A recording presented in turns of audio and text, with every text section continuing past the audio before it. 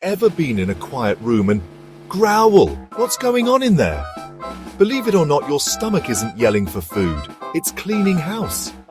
When empty, your stomach muscles trigger waves called migrating motor complexes.